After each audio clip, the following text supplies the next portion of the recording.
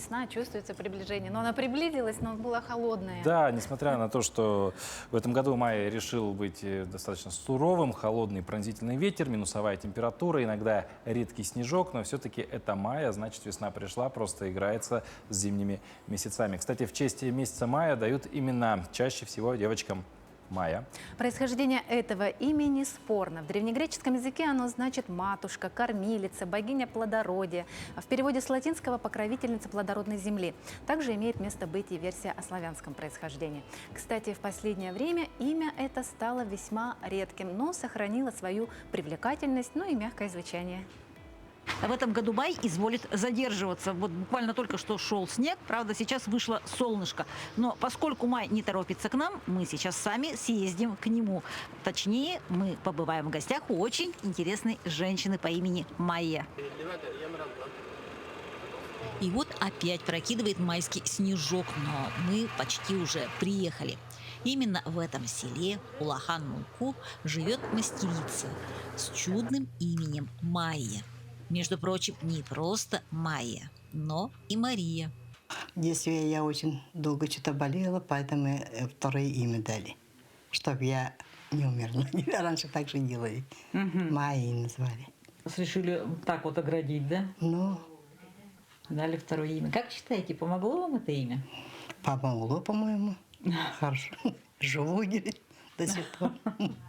У Майи волшебные руки. Все, что сейчас видите, исполнено ее руками. А какие герои сказки! Чудо, как хороши! Вот это я куклу начала делать с прошлого года. Лицо заказала форму такой на Балберсе. И это сама кукла с проволоки, вата есть. И тряпочка такой. Ну вот я вот смотрю, здесь у этой куклы не только лицо там, да, вот это же еще и надо сшить одежду. Одежду шить надо тоже. Ага. Тоже Это что дольше занимает времени? самое вот это одежду шить. Май только начинается, а у Майи уже цветут петуньи. Что скажешь, с таким именем, да, с такими руками по-другому и не получится. Вообще сейчас такое имя встречается редко. Да и раньше не всюду бывали. Я сама троицкая, да? Я помню в детстве столько Май было. Это Майя Доярка, Майя еще. Очень много было. Я по прозвищам Майя это, Майя вот это. И все только так и различали их. А сейчас вот слышите, называют?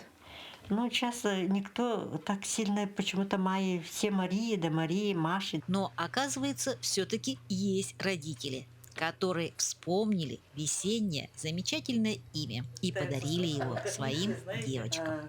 В этом году пока детей с таким именем нет, ни мальчиков, ни девочек. Единственное, в прошлом году в мае были зарегистрированы 2 девочки с именем Майя в начале и в конце мая. Так что у нас весь май впереди. Так что ожидаем рождения девочек с такими именами, либо мальчиков с именем Май. Так что подрастают Майи в мае. Елена Фаст, Максим Копылов, Алекминск.